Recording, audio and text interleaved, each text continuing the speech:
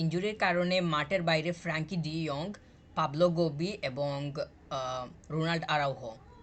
আরও আছেন প্লেয়াররা, কিন্তু এই তিনজনের নাম এখন হাইলাইট করতেছি। এই তিনজন ইনজুরির কারণে মাঠের বাইরে এবং এই তিনজনের পারফরমেন্স কিংবা সার্ভিস কোনোটাই বার্সেলোনা পাইতেছে না, যেটা বার্সেলোনার জন্য কোনোভাবেই মানে এতদিন থেকে মাঠের বাইরে থাকাটা কোনোভাবেই বার্সেলোনার জন্য ভালো কিংবা সুখবর বলে মনে করতেছি না। তারা তিনজন ফেরার পথে, তবে রোনাল্ড আরাউহো এবং পাবলো গোবি এই দুইজনের কোনো ধরনের নিউজ কিংবা গ্রিন সিগন্যাল পাওয়ার কোনো ধরনের কোনো নিউজ এখন অবধি পাই নাই, কিংবা তাদের কোনো ধরনের ভালো কোনো নিউজ কিংবা তারা যে ফিরে আসতেছে এই ধরনের কোনো নিউজ এখন অবধি পাই নাই কিংবা পাওয়া যায় নাই। কিন্তু ফ্রাঙ্কি ডি ইয়ংয়ের শোনা যাইতেছে যে সে হয়তো মানে তার গ্রিন সিগন্যাল কিংবা সে হয়তো ম্যাচ খেলার জন্য মানে অনুমতি পাবে, কিন্তু সেইটা মানে এখন অবধি কোনো কিছুই পাওয়া যায় না, অফিসিয়ালিভাবে কোনো কিছু জানানো হয়নি। তবে আমার কাছে মনে হয় যে সেটা হয়তো নেক্সট ম্যাচ ওয়েফা চ্যাম্পিয়ন্স লিগের যেই ম্যাচটা আছে ইয়াং বয়েজদের এগেনস্টে, তো ওই ম্যাচে হয়তো তাকে দেখা যাওয়ার সম্ভাবনা থাকলেও থাকতে পারে। মানে এইভাবে বলা যাবে না কোনো কিছু, যেহেতু সে ম্যাচ খেলার মধ্যে নাই, সেহেতু তাকে কোনোভাবেই মানে যদি ওই ম্যাচের জন্য গ্রিন সিগন্যাল হিসাবেও থাকে তাহলে হয়তো স্টার্টিংয়ে দেখা যাবে না, কিংবা যদি ম্যাচের শেষের দিকে এসে কিছু মিনিট খেলে তাহলে হয়তো দেখা যাইতে পারে। তবে তাদের ফিরে আসাটা দরকার বার্সেলোনার জন্য, বিশেষ করে ফ্রাঙ্কি ডি ইয়ং এবং পাবলো গোবি এই দুইজন মিডফিল্ডের মানে ভরসার জায়গা। তারা তো এতদিন থেকে মাঠের বাইরে ইনজুরির কারণে, যেইটা বার্সেলোনা কোনোভাবেই হয়তো গ্রহণ করতে পারতেছে না, কিংবা এটা মানে মেনে নিতে হবে যেহেতু এটা বাস্তবতা। মানে প্লেয়াররা ইনজুরিতে পড়বে, সেইখান থেকে তো ফিরে আসতে হলে তাদেরকে একটু সময় দিতে হবে। যদি যথেষ্টভাবে রিকভার না হয় তাহলে পরবর্তীতে আবার ইনজুর হওয়ার সম্ভাবনা থাক মানে থাকবে। তো যথেষ্ট পরিমাণ সময় নিতেছেন মানে ফ্রাঙ্কি ডিয়ং এবং পাবলো গোবি। তারা দুইজন তো মানে স্কোয়াডের সাথে ট্রেনিং করতেছে, তো ট্রেনিং করতেছে মানে বিগত কয়েকদিন থেকে, কিন্তু তাদেরকে ম্যাচ খেলার জন্য অনুমতি দেওয়া হইতেছে না। তো তাদেরকে গভীরভাবে পর্যবেক্ষণে রাখা হচ্ছে, যেইটা বার্সেলোনার জন্য ভালো।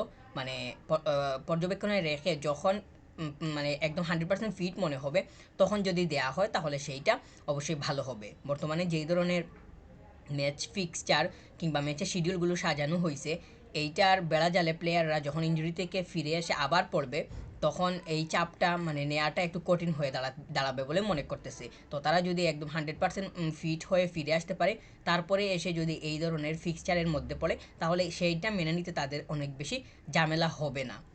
আর পাবলো গোবিকে তো আমরা অনেক সময় ফিজিক্যালভাবে খেলতে কিংবা ফিজিক্যাল শক্তিটাকে ব্যবহার করতে অনেক ক্ষেত্রেই দেখি। তো এইটা মানে সে যখন ফিরে আসবে তখন কীরকম হইতে পারে সেটা একটা বিষয়। মানে সে যদি ফিজিক্যালি আবার মানে তার 100% দিতে যেয়ে যদি কোনো ধরনের সমস্যার সম্মুখীন হয় তখন দেখা যাবে যে আবার সে ইনজুর্ড হয়ে গেছে, তখন আবার মাঠের বাইরে 2-3 মাসের জন্য কিংবা 1 মাসের জন্য চলে যাওয়ার সম্ভাবনা থাকতে পারে। সে যেহেতু ফিজিক্যালি খেলে সেহেতু তার তার ব্যাপারটা হয়তো অন্যভাবে বিবেচনা করা হইতেছে, যে তাকে একটু বেশি সময় নিয়ে পর্যবেক্ষণ করে তারপরে ম্যাচের জন্য পারফেক্ট হিসেবে ঘোষণা করা। তো ফ্রাঙ্কি ডিয়ং, পাবলো গোবি এই দুইজন খুবই দরকার।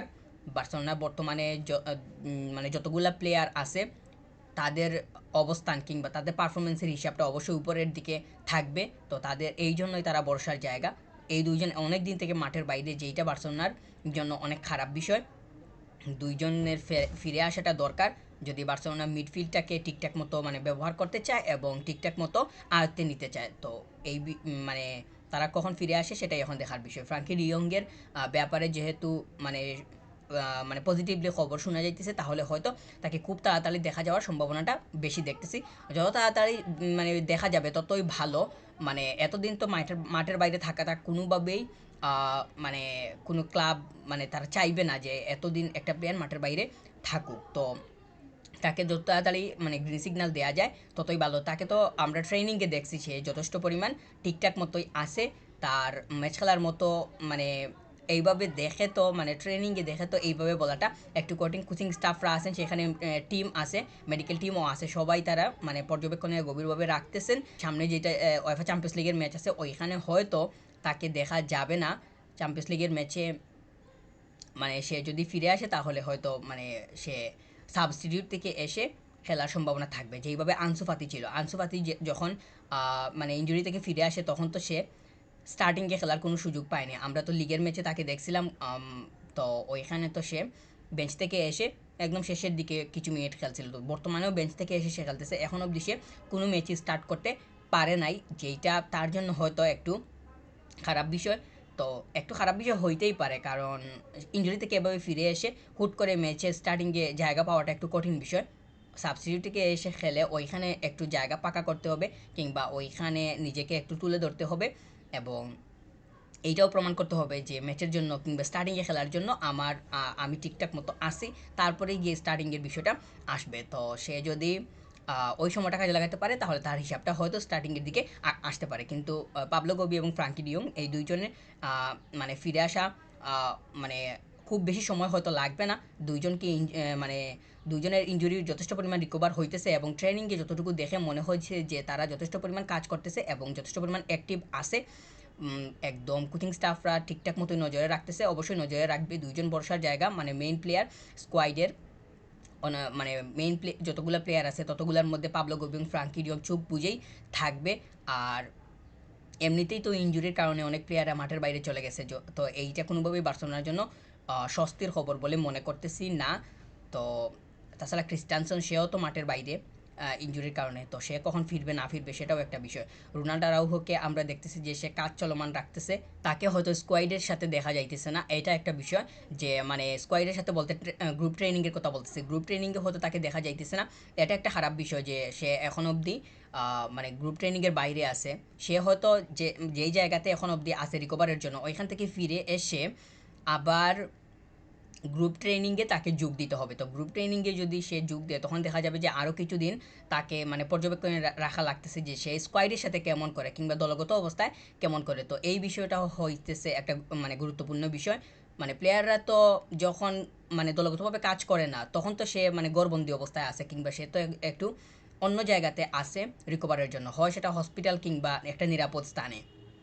তো সেখান থেকে ফিরে এসে তাকে স্কোয়াডের সাথে পাঠানো কিংবা তাকে দলগত অবস্থায় কেমন সে করে না করে, সেইটা পর্যবেক্ষণ করতেও অনেক সময়ের বিষয় লাগে কিংবা অনেক সময় লাগে, যেটা বর্তমানে ফ্রাঙ্কি ডিয়ংকে খুব বেশি দেখা যাইতেছে এবং পাবলো গোবিকেও দেখা যাইতেছে। এই দুইজন কিন্তু স্কোয়াডের সাথে নিয়মিতভাবে ট্রেনিং করতেছে, তো তাদেরকে অনেক দিন থেকে পর্যবেক্ষণে রেখে তারপরে গিয়ে এখন গ্রিন সিগন্যালের বিষয়টা আসতেছে ফ্রাঙ্কি ডিয়ংয়ের দিকে। পাবলো গোবির দিকে এখন অবধি আসেনি, তার মানে পাবলো গোবিকে যে এখন অবধি ঠিকঠাক মতো মানে কোচিং স্টাফদের কিংবা যেই টিমগুলা পর্যবেক্ষণ করতেছে তাদের যে মনে হইতেছে তা কিন্তু না। তো এইটা একটা বিষয়। তাছাড়া ফ্রাঙ্কি ডিয়ংকে যেহেতু গ্রিন সিগন্যাল পাওয়ার বিষয়টা কিংবা এই বিষয়টা এখন উঠতেছে সামনে, তো এই বিষয়টাও বলা যায় যে তার হয়তো উন্নতি হয়েছে, এবং তাকে এখন মানে একটু হলে পারফেক্ট মনে করা হইতেছে যে সে হয়তো ম্যাচ খেলার মতো তার অবস্থানে আসছে, যেটা আনসু ফাতির হয়েছিল। তো এইরকম রোনাল্ড আরাউহো এর এখনও হয়নি। তো এইটা নিশ্চিতভাবে বলা যায় যে তার ইনজুরিটা অনেকটাই সিরিয়াস। তো এই সিরিয়াস অবস্থা থেকে কীভাবে কাটিয়ে উঠা যায় সেটাই এখন মানে দেখার বিষয়। সে যদি ঠিকঠাক মতো থাকতে পারে, তাহলে দেখা যাবে যে দ্রুত সে স্কোয়াডের সাথে ট্রেনিংয়ে ফিরছে। যদি সে ট্রেনিংয়ে ফিরতে পারে, তাহলে সেখান থেকে রিকভার করতে বেশি সময় লাগবে না। রোনাল্ডো আরাউহো যথেষ্ট পরিমাণ ফিজিক্যালি ফিট, মানে ফিজিক্যালি দিক থেকে সে যথেষ্ট স্ট্রং। তো এই স্ট্রংটাকে মানে কাজে লাগানো গেলে ঠিকঠাক মতো সে এখান থেকে রিকভার করাটা অনেক বেশি সময়ের বিষয় হবে না। তবে তার ফিরে আসতে কতদিন লাগে সেটা একটা বিষয়। সে যত সময় নিতেছে সেইটাই হইতেছে বার্সেলোনার জন্য অনেক মানে খারাপ একটা বিষয়। লাস্ট ম্যাচটা বার্সেলোনা 4টা গোল হজম করছে, সেখানে তো অনেক বেশি বল ছিল ডিফেন্ডারদের। তো ওই জায়গাতে রোনাল্ডো আরাউহো যদি থাকতো, মানে রোনাল্ডো আরাউহো তো সে একজন মানে মানে বর্তমান সময়ে বার্সেলোনার জন্য সে যখন ছিল তখন তো একটা ভরসার জায়গা ছিল, কিংবা সে একটা ডিপেন্ডেবল জায়গা ছিল। তার কাজ সে ঠিকঠাক মতো মাঠে করতে পারে এবং তার জায়গাটা সে ঠিকঠাক মতো ধরে রাখতে পারে। তো এইটা বার্সেলোনা পাইতেছে না, এবং লাস্ট ম্যাচটা যে মানে এত গোল হজম করলো তার পেছনে আমি ব্যাক সাইডটাকে বেশি মানে দায়ী বলে মনে করতেছি, অর্থাৎ কিপার থেকে শুরু করে ডিফেন্ড, এই জায়গাগুলাই হইতেছে বেশি সমস্যার জায়গা। তো সে যদি ফিরে অতি দ্রুত না আসে, তাহলে দেখা যাবে যে এইটা এখনও ওইভাবেই চলমান থাকবে, তখন যে আসবে সেই গোল দিয়ে চলে যাবে। এইটা কোনোভাবেই বার্সেলোনার জন্য ভালো হবে বলে মনে করতেছি না, কারণ যে আসলো সে যদি পয়েন্ট নিয়ে চলে যায় কিংবা গোল দিয়ে চলে যায়, তাহলে চ্যাম্পিয়ন্স লিগে কী অবস্থা হবে সেটাই হচ্ছে একটা মুখ্য বিষয়। বার্সেলোনার যে বর্তমানে যে প্লেয়ারগুলো রেগুলার খেলতেছে, যেমন ইনিগো মার্তিনেস থেকে শুরু করে পেদ্রি তো খেলতেছে, ইনিগো মার্তিনেস থেকে শুরু করে তারপর সামনের দিকে যদি সরাসরি চলে যায় লামিন ইয়ামাল, রাফিনিয়া, এরা তো রেগুলার খেলতেছে। এদেরকে একটু রেস্ট দিয়ে মানে এদেরকে একটু সাইডে রেখে যারা বেঞ্চে আসে তাদেরকে একটু সময় দেয়া কিংবা তাদেরকে দিয়েও একটু খেলা চালিয়ে নেওয়ার মতো মানে ওই পরিমাণ যে রিসোর্স হ্যান্সি ফ্লিকের হাতে আছে তা কিন্তু বলার কোনো সুযোগ আসলে নাই।